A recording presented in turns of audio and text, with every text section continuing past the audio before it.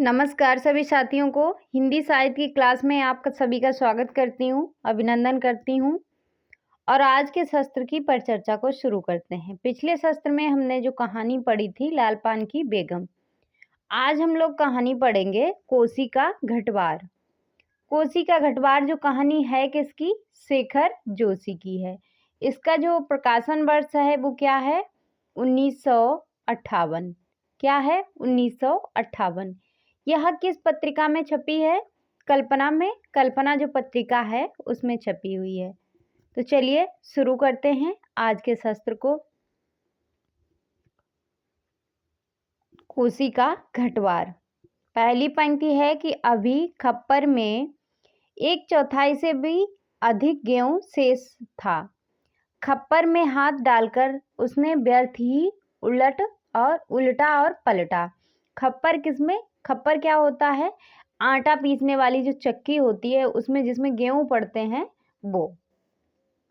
तो चक्की के पाटों में वृत्त में फैले हुए आटे को झाड़कर एक ढेर बना दिया। बाहर आते आते उसने फिर एक बार और खप्पर में झांक कर देखा, जैसे यहाँ जानने के लिए कि इतनी देर में कितनी पिसाई हो चुकी है।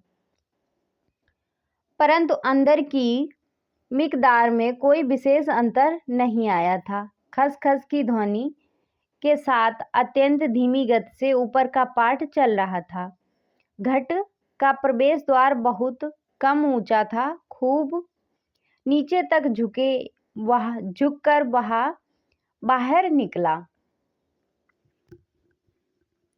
सर के बालों और बाहों पर आटे की एक हल्की सफेद परत जो थी बैठ गई थी। खंबे का सहारा लेकर वह बुदबुदाया, जा साला, सुबह से अभी तक 10 पसेरी भी नहीं हुआ। सूरज जो है कहाँ से कहाँ चला गया। कैसी अनहोनी बात है। जैसे सुबह से अभी तक शाम हो गई पर कुछ काम भी नहीं हुआ और इतना टाइम भी हो गया। उसके बाद बात अनहोनी तो है ही। जेठ बीत रहा है, यानी जेठ का जो महीना होता है जिसका वो बीत रहा है। आकाश में कहीं बादलों का नाम निशान ही नहीं है। इतनी तेज धूप है और कहीं भी कोई बादल भी नहीं है कि बारिश भी हो जाए।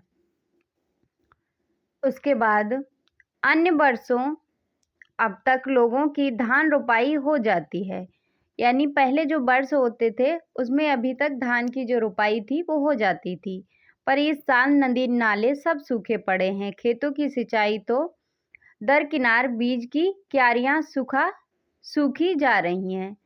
छोटे नाले गूलों के किनारे के घट महीनों से बंद हैं, कोसी के किनारे हैं।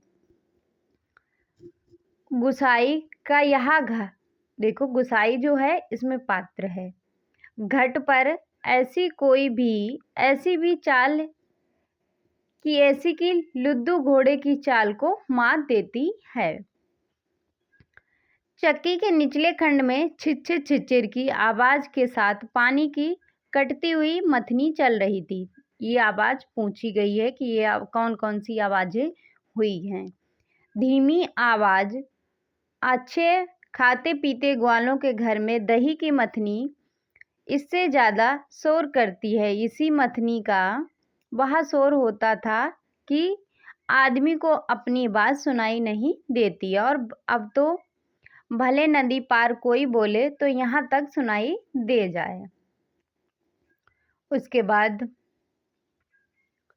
छप छप छप पुरानी फौजी पैंट की घुटनों तक, फौजी तो था, पुरानी पैंट को घुटनों तक मोड़कर गुसाई पानी की गूल के अंदर चलने लगा। कहीं कोई सुराग निकास हो तो बंद कर दें, एक बूंद पानी भी बाहर ना जाए। बूंद बूंद की कीमत है इन दिनों। प्रायः आधा फलांग चलकर वह बांध पर पहुंचा। नदी की पूरी चौड़ाई को घेरकर पानी का बहाव घट की गूल की ओर मोड़ दिया गया था। किनारे की मिट्टी और घास लेकर उसने बांध में एक दो स्थान पर निकास बंद किया और फिर गुल के किनारे किनारे चलकर घाट पर फिर आ गया। कौन? गुसाई। अंदर जाकर उसने फिर पाटों के वृत्त में फैले हुए आटों को बुहार कर ढेरी में मिला दिया था। खप्पर में अभी थोड़ा बहुत गेहूं शेष था। वह उठकर बाहर आया। गुसाई जो था वो फौजी था। क्या था? फौजी। फिर दूर रास्ते पर एक आदमी सर पर पिशान रखे उसकी ओर आ रहा था। गुसाई ने उसकी दुविधा का ख्याल कर वहीं से आवाज दे दी, है हो, यहाँ लंबर देर में आएगा, 2 दिन पिसान अभी जमा है, ऊपर उमेद सिंह के घट में देख लो। देखो, उमेद सिंह भी एक पात्र है।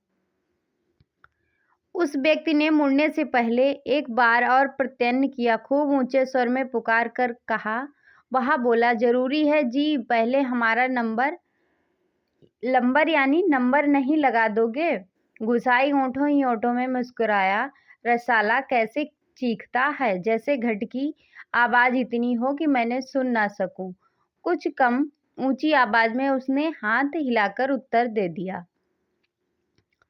यह जरूरी का भी बाप रखा है जी, तुम ऊपर चले जाओ। उसके बाद वह आदमी जो था लौट गया। महल की छांव में बैठकर गुसाई ने लकड़ी के जलते कूदे को खोदकर चिल्म सुलगाई और गुड़गुड़ गुड़गुड़ करता धुआं उड़ाता रहा। खच्चर खच्चर चक्की का पाट चल रहा था।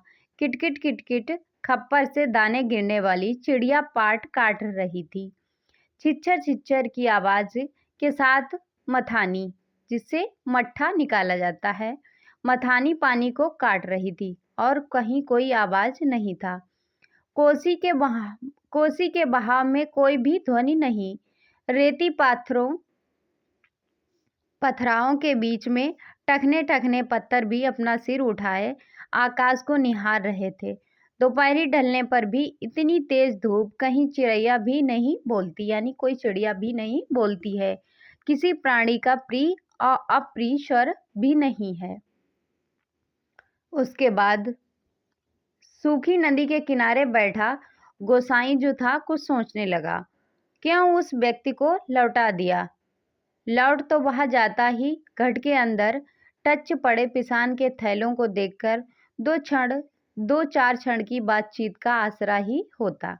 ऐसा वो है अपने मन में सोच रहा है गुसाई। कभी कभी गुसाई को यह अकेलापन जो है काटने को लगता है। सूखी नदी के किनारे यह अकेलापन नहीं, जिंदगी भर साथ देने के लिए अकेलापन उसके द्वार पर धरना देकर बैठ गया। वहीं जिसे अपना कह सके ऐसे किसी प्राणी का स्वर उसके लिए नहीं, पालतू कुत्ते बिल्ली का स्वर भी नहीं। क्या ठिकाना ऐसे मालिक का जिसका घर द्वार नहीं, बीवी बच्चे नहीं, खाने पीने का भी ठिकाना नहीं। उसके बाद घुटनों तक उठी हुई पैंट जो थी फौजी के मोड़ को गुसाई ने खोला। गुल के चलते हुए थोड़ा सा भाग भीग गया था, पर इस गर्मी से उसे भीगी पैंट यह शीतलता अच्छी लगी। पैंटों की सलवटों को ठीक करते करते गुसाई ने हुक्के की नली से मुंह हटाया। उसके होंठों में बाएं कोने पर हल्की सी मुस्कान उभर आई। बीती बातों को याद किया। गुसाई सोचने लगा, बीती बातों को याद करके कि इसी पैंट की बदौलत वह अकेलापन उसे मिला।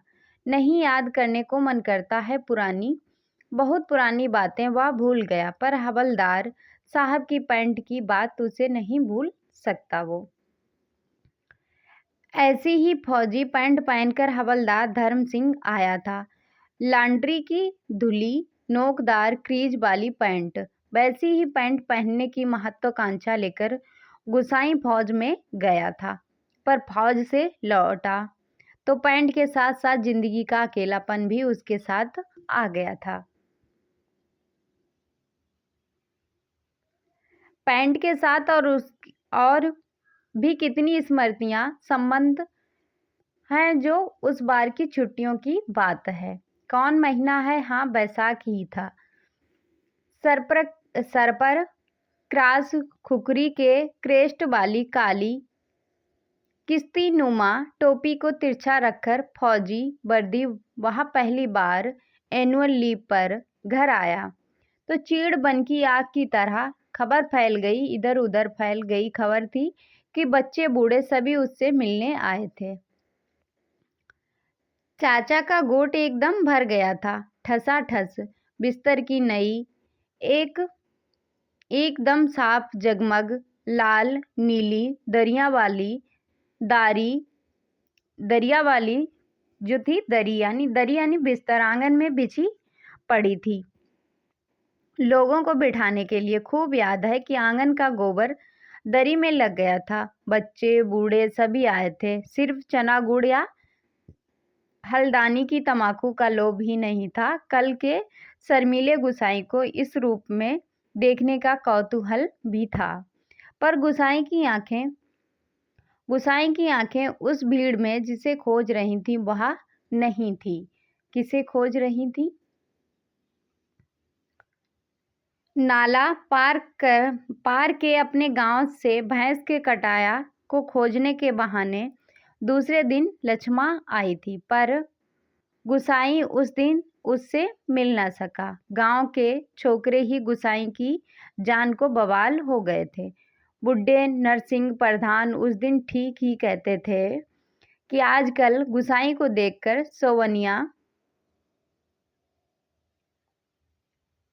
सोवनिया का लड़का भी अपनी फटी घेर की टोपी को तिरछी पहनने लगा है।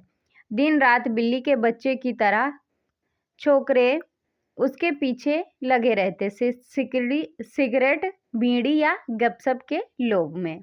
किसके पीछे? गुसाई के पीछे। एक दिन बड़ी मुश्किल से मौका मिला था उसे लक्ष्मा को पात पतेल के लिए जंगल जाते देखकर। वह छोकरों से कंकड़ के शिकार का बहाना बनाकर अकेले जंगल को चल दिया। गांव की सीमा से बहुत दूर कफाल के पेड़ के नीचे गुसाई के घुटने पर सर रखकर लेटी लेटी लक्ष्मा कफाल खा रही थी। कफाल क्या होता है? एक फल था। पके गदराए गहरे लाल लाल कफाल थे। खेल खेल में कफालों की छीना झपटी करते गुसाई ने लक्ष्मा की मुट्ठी भींच दी थी। टप टप कफालों का गाढ़ा लाल रस उसकी पैंट पर गिरा था। लक्ष्मा ने कहा, इसे यहीं रख जाना, मेरी पूरी बाह की कुर्ती इसमें से निकल आएगी। वह खिलखिलाकर अपनी बात पर स्वयं हंसी थी। पर पुरानी बात है, क्या कहा था गुसाई ने, याद नहीं पड़ता। तेरे लिए मखमल की कुर्ती ला दूंगा मेरी सुबह, या कुछ ऐसा ही कहा था उसने, ऐसा ही कुछ कहा था। उसके बाद पर लक्ष्मा को मखमल की कुर्ती किससे पहनाई होगी? मखमल की कुर्ती किसने पहनाई होगी? लक्ष्मा को, क्योंकि लक्ष्मा की अब जो थी शादी हो चुकी थी और उसका पता भी नहीं था कि वो अब कहाँ है कहाँ नहीं है। पहाड़ी पार के रमुआ ने जो तुरी निशान लेकर उसे ब्याहने आया था, जिसके आगे पीछे भाई बहन नहीं, माई बाप नहीं, परदेश में बंदूक की नोक पर जान रखने वाले को छोकरी कैसे दे हम लक्ष्मा के बाप ने ये बात थी जो कही थी। किससे? गुसाई से। उसका मन जानने के लिए गुसाई ने टेढ़े तिरछे बात चलवाई थी। उसी साल मंगसिर की एक ठंडी उदास शाम को गुसाई की यूनिट के सिपाही किशन सिंह ने क्वार्टर मास्टर स्टोर के सामने खड़े खड़े उससे कहा था कि हमारे गांव के राम सिंह ने जिद की कि तभी छुट्टियां बढ़ानी पड़ी। 10 साल की उसकी शादी थी। खूब अच्छी औरत मिली यार, शकल सूरत भी खूब है, एकदम पटाखा, वही बड़ी हंसमुख है। तुमने तो देखा ही होगा, तुम्हारे गांव के नजदीक की है, लक्ष्मा कुछ ऐसा ही नाम है। उसके बाद गुसाई को याद नहीं पड़ता कौन सा बहाना बनाकर वह किशन सिंह के पास से चला आया था।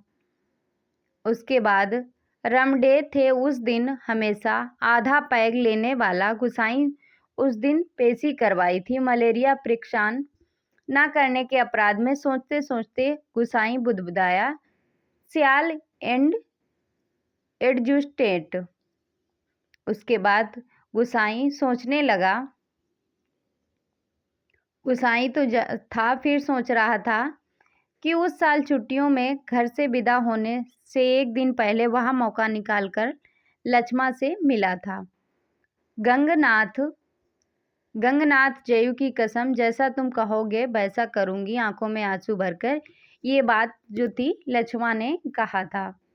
बरसों से वह सोचता आया कभी लक्ष्मा से भेंट होगी तो अवश्य वह कहेगा कि जाकर गंगनाथ का जाकर लगाकर प्रायश्चित जरूर कर लो। देवी देवता की झूठी कस्में नहीं खाते हैं, उसे नाराज करने से कोई लाभ नहीं होता है। इस तरह से जो है गोसाई अपने मन में सोच रहा था कि जिस पर भी गंगनाथ का कोप हुआ वह कभी फल फूल नहीं पाएगा, पर लक्ष्मा से कब भेंट होगी वह नहीं जानता था। लड़कपन से संगी साथी नौकरी चाकरी के लिए मैदान चले गए, गांव की ओर जाने का उसका मन नहीं होता। लक्ष्मा के बारे में किसी से पूछना उसे अच्छा भी नहीं लगता और वह अब गांव भी नहीं जाता, बस कोसी के किनारे अपना। उसके बाद जितने दिन नौकरी रही वह पलटकर अपने गांव नहीं आया। एक स्टेशन से दूसरे स्टेशन का वॉलेटरी ट्रांसफर लेने वालों की लिस्ट में नायक गुसाई सिंह का नाम ऊपर आता रहा, लगातार 15 साल तक। कितने सालों तक? 15 साल तक। पिछले बैसाख में ही वह गांव लौटा। 15 साल बाद रिजर्व में आने पर काले बालों को लेकर गया था, खिचड़ी बाल लेकर लौटा। लक्ष्मा का हट उसे अकेला बना गया। आज इस अकेलेपन में कोई होता जिसे गुसाई अपनी जिंदगी की किताब पढ़कर सुनाता। शब्द शब्द, अक्षर अक्षर, कितना देखा, कितना सुना और कितना अनुभव किया है उसने। पर नदी के किनारे वहाँ रपटी रेत, पंचक्की की खटर खटर और मिसल की छांव में ठंडी चिलम को निष्प्रयोजन गुड़गुड़ाता गुसाई, और चारों ओर अन्य कोई नहीं, एकदम निर्जन, निस्तंभ, सुनसान। पर क्या, एकाएक गुसाई का ध्यान टूटा। सामने की पहाड़ी के बीच में पगडंडी से सर पर बोझा लिए एक नारी आकृति उसी ओर चली आ रही थी। गुसाई ने सोचा वहीं से आवाज देकर उसे लौटा दें। कोसी ने चिकने कई लगे पत्थरों पर कठिनाई से चलकर उसने यहाँ तक सफर किया, यहाँ तक आ पाई। केवल निराश हो लौट जाने को कोई क्यों बाध्य करे। दूर से चिल्लाकर पिसवान स्वीकार करवाने की लोगों की आदत से वह तंग आ चुका था कि इस कारण आवाज देने का उसका मन नहीं हुआ। वह आकृति अब पगडंडी छोड़कर नदी के मार्ग पर आ पहुंची थी। चक्की की बदलती आवाज को पहचान कर गुसाई घट के अंदर चला गया। खप्पर का अनाज समाप्त हो चुका था। खप्पर में एक कम आने वाले थैलों को उलटकर उसने अन्न का निकास जो था रोकने के लिए काठ की चिड़ियों को उलट दिया और किटकिट का जो स्वर था वो बंद हो गया। वह जल्दी जल्दी आटे को थैले में भरने लगा। घर के अंदर मथानी की छिच्चर की आवाज भी अपेक्षाकृत कम सुनाई दे रही थी। केवल चक्की ऊपर वाले पार्ट को घिसती हुई गड़गड़ाहट का हल्का धीमा संगीत चल रहा था। तभी गुसाई ने सुना अपनी पीठ के पीछे घट के द्वार पर इस संगीत से भी मधुर एक नारी का कंठ स्वर, कब बारी आएगी जी, रात की रोटी के लिए भी घर में आटा नहीं है, ऐसा बोल रही थी वो स्त्री। पर वो स्त्री थी कौन? लक्ष्मा ही थी। सर पर पिसान रखे हुए एक स्त्री उससे पूछ रही थी कि गुसाई को उसका स्वर परिचित सा लगा। चौंक कर उसने पीछे मुड़कर देखा। कपड़े में पिसान ढीला बंधा होने के कारण बोझ का एक सिरा उसके मुंह मुख के आगे आ गया था। गुसाई उसे ठीक से नहीं देख पाया, लेकिन तब भी उसका मन जैसे आशंकित हो उठा हो, उसकी शंका का समाधान करने के लिए। फिर उसके बाद बाहर आने पर वह बाहर आने को मुड़ा, लेकिन तभी भी अंदर जाकर पिसान के थैलों को इधर इधर रखने लगा। काठ की चिड़ियाँ किटकिट किटकिट बोल रही थीं और उसी गति के साथ गुसाई को अपने हृदय की धड़कन का आभास हो रहा था। घर के छोटे कमरे में चारों ओर पिसे हुए अन्न का चूर्ण फैल रहा था, जो अब गुसाई के पूरे शरीर पर छा गया था। इस कृत्रिम सफेदी के कारण वह वृद्ध सा दिखाई दे रहा था। स्त्री उसे पहचान ना सकी। उसने दोबारा बेशब्द दोहराए। वह अब भी तेज धूप में बोझा रखे हुए सर पर खड़ी हुई थी। गुसाई का उत्तर पाने को आतुर थी। शायद नकारात्मक उत्तर मिलने पर वह उल्टे पांव लौटकर किसी अन्य चक्की का सहारा लेती हो। उसके बाद दूसरी बार के प्रश्न को गुसाई ने नहीं टाल पाया। उत्तर देना ही पड़ा कि यहाँ पहले से ही टीला लगा है, देर तो होगी ही, उसने दबे स्वर में कह दिया।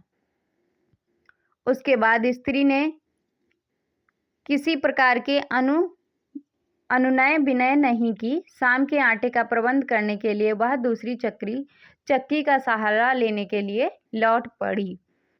गुसाई झुककर घट से बाहर निकला। मुड़ते समय स्त्री की एक झलक देखकर उसका संदेह विश्वास में बदल गया था कि हताशा वह कुछ क्षणों तक उसे जाते देखता रहा, फिर अपने हाथों तथा सिर पर गिरे हुए आटे को झाड़कर एक दो कदम आगे बढ़ा। उसके अंदर कि किसी अज्ञात शक्ति ने उसे वापस जाती हुई उस स्त्री को बुलाने को बाध्य कर दिया। आवाज देकर उसे बुला लेने को उसने मुंह खोला, परंतु आवाज ना दे सका। एक झिझक, एक असमर्थता थी उसके अंदर, जो उसका मुंह बंद कर रही थी। वह स्त्री नदी तक पहुंच चुकी थी। गुसाई के अंदर जो थी तीव्र उथल पुथल मच रही थी।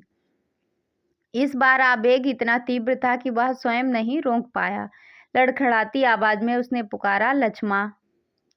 क्या नाम से पुकारा? लक्ष्मा, क्योंकि वो पहचान गया था। घबराहट के कारण वह पूरे जोर से आवाज नहीं दे पाया। स्त्री ने यह आवाज नहीं सुनी।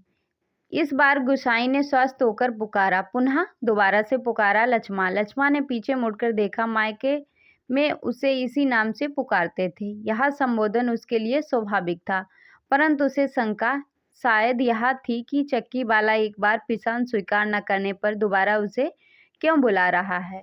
उसे केवल भ्रम हुआ। उसने वहीं से पूछा, मुझे पुकार रहे जी?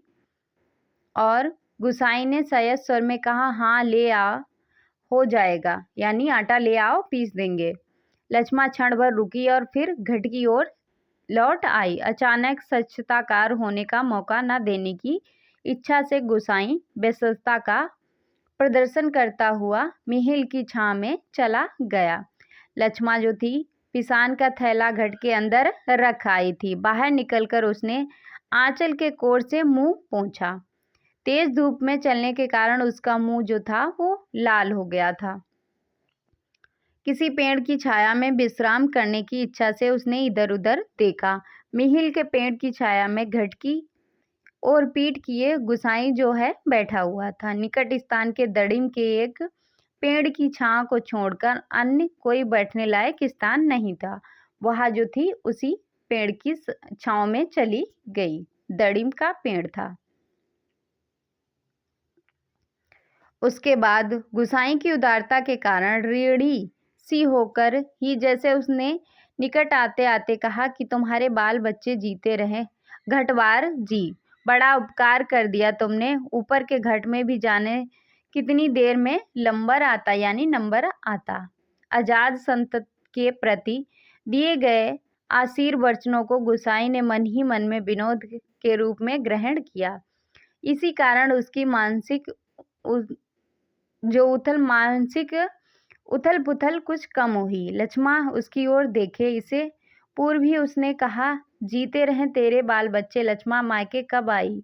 गुसाई ने अंतर में घुमड़ती आंधी को रोककर यह प्रश्न इतने संयत स्वर में पूछा जैसे वह भी अन्य 10 आदमियों की तरह लक्ष्मा के लिए एक साधारण व्यक्ति है। उसके बाद दड़िम की छाया में पात पतेल झाड़कर बैठते लक्ष्मा ने संकित दृष्टि से गुसाई को देखा। सूखी कोसी की सूखी धार अचानक जल प्रभावित होकर बहने लगी तो भी लक्ष्मा को इतना आश्चर्य न होता जितना अपने स्थान से केवल 4 कदम की दूरी पर गुसाई को इस रूप में देखने पर हुआ। विस्मय से आंखें फाड़कर वह उसे देखे जा रही थी, जैसे अब भी उसे विश्वास ना हो रहा हो कि जो व्यक्ति उसके सम्मुख बैठा है वह उसका पूर्व परिचित गुसाई ही है। तुम जाने लक्ष्मा क्या कहना चाहती थी, शेष शब्द उसके कंठ में ही रह गए। हाँ, पिछले साल पलटन से लौट आया था, वक्त काटने के लिए यह घट लगवा लिया है। गुसाई ने ही पूछा कि बाल बच्चे कैसे हैं, ठीक हैं? गुसाई पूछता है लक्ष्मा से। उसके बाद आंखें जमीन पर टिकाए गर्दन हिलाकर संकेत ही उसने बच्चे की कुशलता की सूचना दे दी। जमीन पर गिरे एक दड़िम के फूल को हाथ में लेकर लक्ष्मा उसकी पंखुड़ियों को एक एक कर निरुद्देह तोड़ने लगी और गुसाई पतली सीख लेकर आग को कुदेरता रहा। बातों का क्रम बनाए रखने के लिए गुसाई ने पूछा, तू अभी और कितने दिन मायके ठहरने वाली है? अब लक्ष्मा के लिए अपने को रोकना असंभव हो गया था। टप टप जो थे आंसू गिर रहे थे, वह सर नीचा किए आंसू गिराने लगी। सिसकियों के साथ उसके उठते गिरते कंधों को गुसाई देखता रहा। उसे यह सूझ नहीं रहा था, यानी समझ में नहीं आ रहा था कि वह किन शब्दों में अपनी सहानुभूति उसके सामने प्रकट करे, किस तरह से वह अपनी सिंपैथी उसे दे लक्ष्मा को। पर इतनी देर बाद सहसा गुसाई का ध्यान लक्ष्मा के शरीर की ओर गया। उसके गले में चरेऊ सुहाग पूछा गया है कि चरेऊ जो है ये क्या है? चरेऊ का अर्थ क्या है? सुहाग चिन्ह नहीं था। हतप्रभ सा गुसाई उसे देखता रहा। अपनी व्यवहारिक अज्ञानता पर उसे बेहद झुंझलाहट हो रही थी। उसके बाद अचानक जो थी, आज अचानक लक्ष्मा से भेंट हो जाने पर वह इन बातों को भूल गया था जिन्हें वह कहना चाहता था, पर इन क्षणों में वह केवल मात्र श्रोता बनकर रह जाना चाहता था कि जो है कि लक्ष्मा जो है जो भी बोले मैं बस सुनूंगा उसे। गुसाई की सहानुभूति दृष्टि पाकर लक्ष्मा आंसू पोंछती हुई अपना दुखड़ा रोने लगी। जिसका भगवान नहीं होता उसका कोई नहीं होता। जेठ जेठानी ने किसी तरह पिंड छुड़ाकर यहाँ माँ की बीमारी में आई थी, वह भी मुझे छोड़कर चली गई।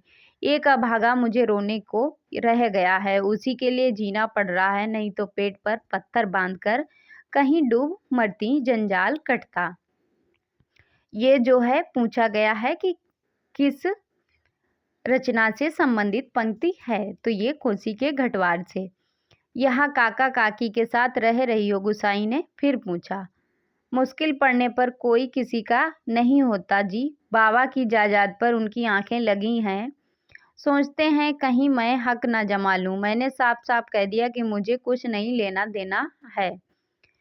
जंग लात का लीसा ढोकर अपनी गुजर कर लूंगी, किसी की आंख का कांटा बनकर नहीं रहूंगी, ऐसा जो है लक्ष्मा कहती है।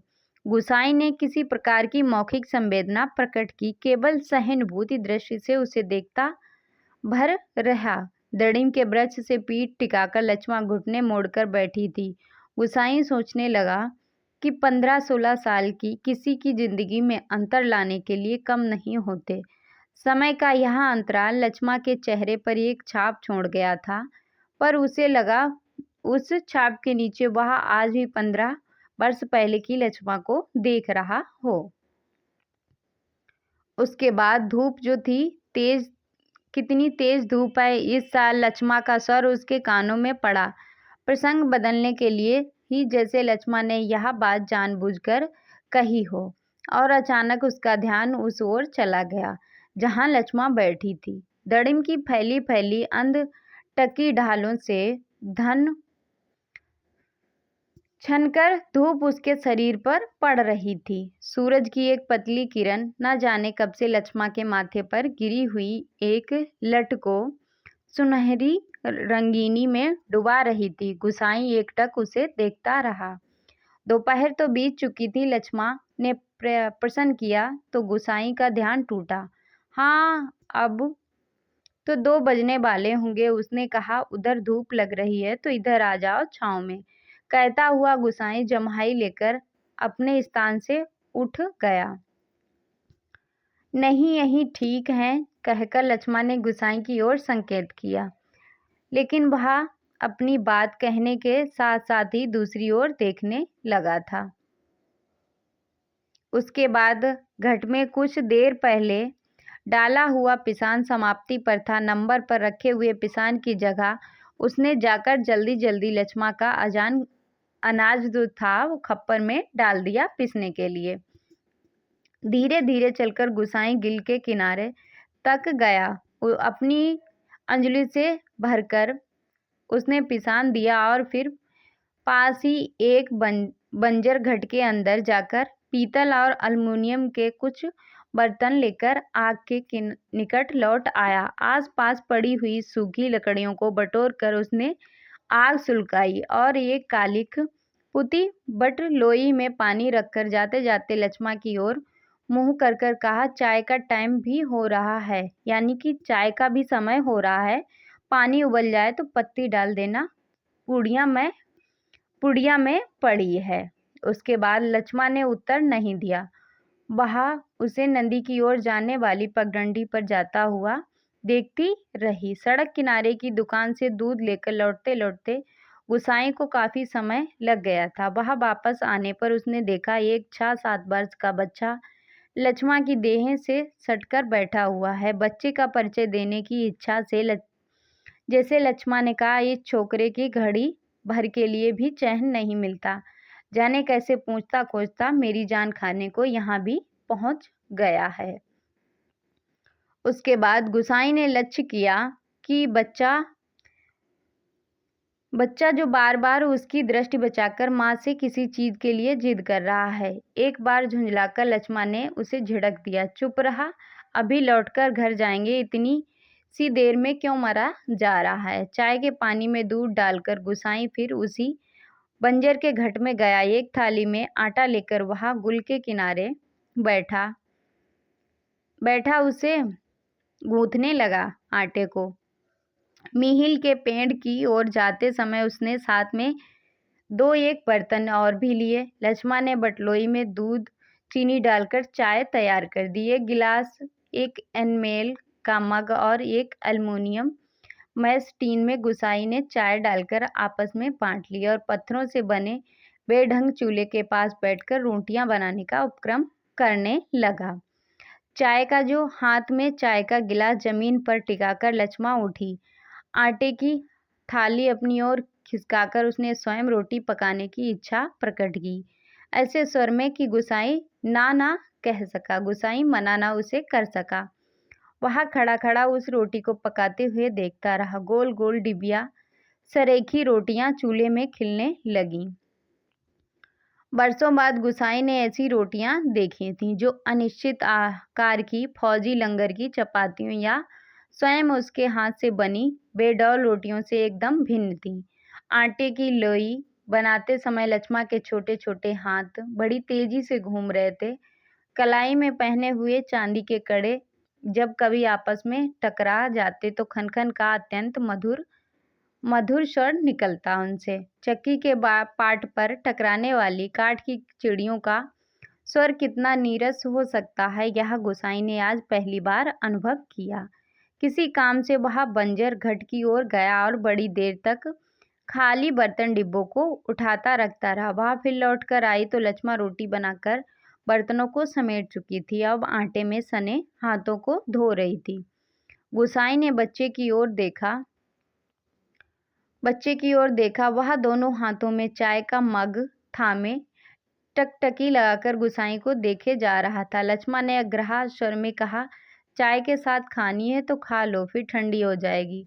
मैं तो अपने टैप से ही खाऊंगा, यह तो बच्चे के लिए।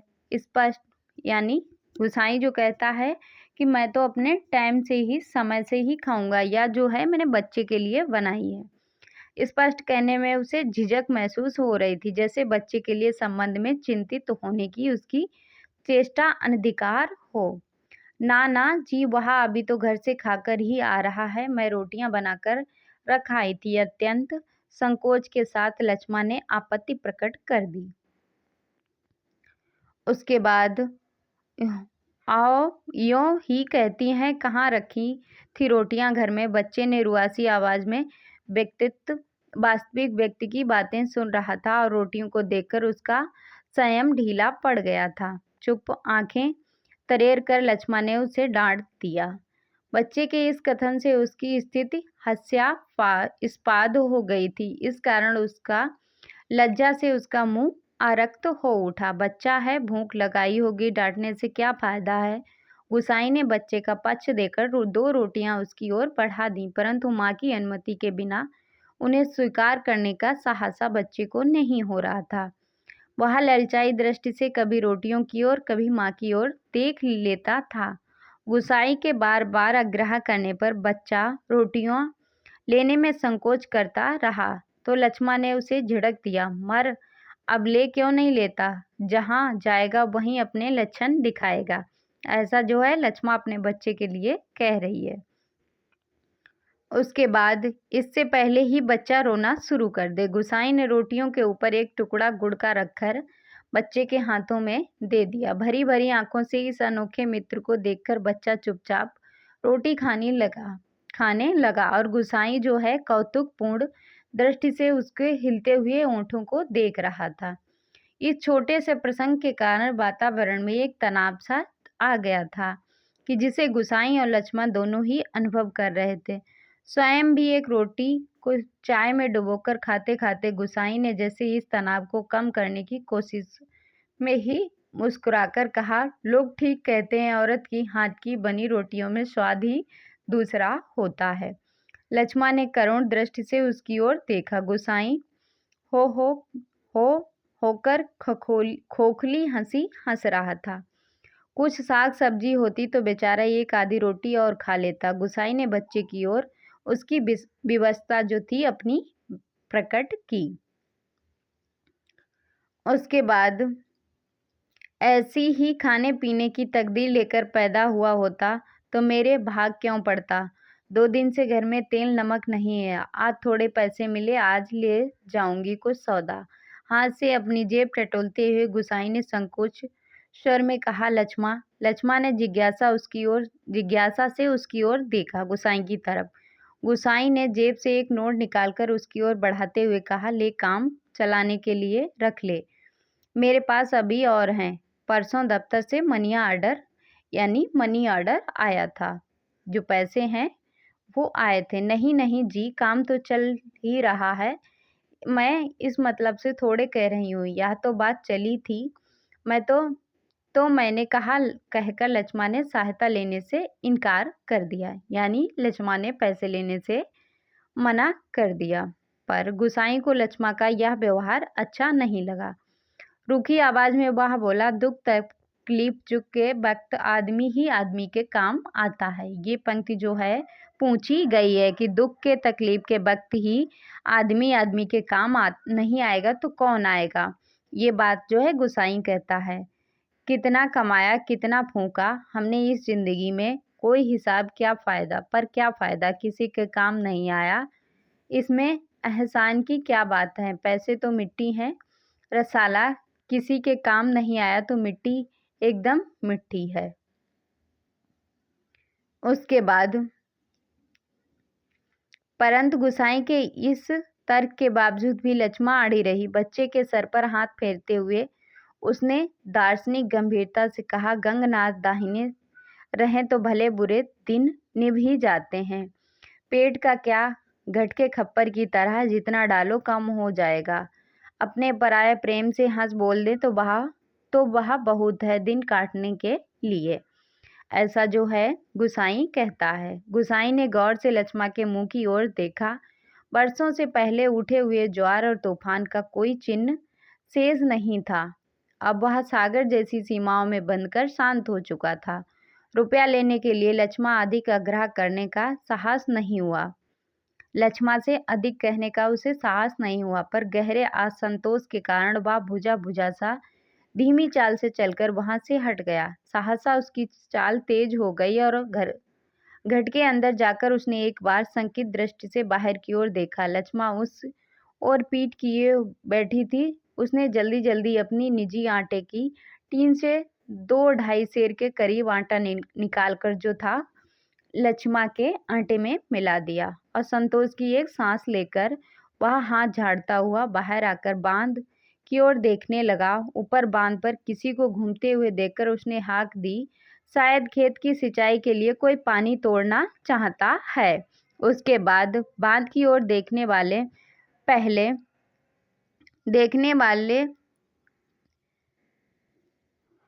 बांध की ओर जाने से पहले एक बार लक्ष्मा के निकट गया और पिसान पिस जाने की सूचना देकर वापस लौटते हुए फिर ठिठक कर खड़ा हो गया। मन की बात कहने में उसे झिझक हो रही हो। अटक अटक कर वह बोला, लक्ष्मा। लक्ष्मा ने सिर उठाकर उसकी ओर देखा। गुसाई को चुपचाप अपनी ओर देखते हुए पाकर उसे संकोच होने लगा कि वह ना जाने क्या कहना चाहता है। इस बात की आशंका से उसने मुंह का रंग अचानक फीका पड़ने लगा। पर गुसाई ने झिझकते हुए केवल इतना कहा कि कभी जो हैं 4 पैसे जुड़ जाएं तो जाकर गंगनाथ का जागर लगाकर भूल चूक की माफी मांग लेना। भूत परिवार वालों की देवी देवता के प्रकोप से कोई नहीं कोई क्रोध से बचा रहना चाहिए। लक्ष्मा की बात सुनने के लिए वह नहीं रुका और चला गया। पानी तोड़ने वाले खेतिहर से झगड़ा निपटाकर कुछ देर लौटते हुए उसने देखा, सामने वाले पहाड़ की पगडंडी पर सर पर आटा लिए लक्ष्मा अपने बच्चे के साथ धीरे धीरे चली जा रही थी। वह उन्हें पहाड़ी के मोड़ तक पहुंचने तक टकटकी बांधे देखता रहा। घर के अंदर काठ की चिड़ियां अब भी किटकिट किटकिट कर आवाज कर रही थीं। चक्की का पाट खिसर खिसर चल रहा था और मथानी के पानी काटने की आवाज आ रही थी और कहीं कोई स्वर नहीं था। सब सुनसान और निस्तंभ था। ये थी हमारी कहानी कोसी का घटबार, जिसे हमने संपूर्ण एक पंक्ति पढ़ी है। तो आज के सत्र को फिर हम यहीं पे समाप्त करते हैं। मिलते हैं अगली कहानी में, तब तक के लिए जय हिंद।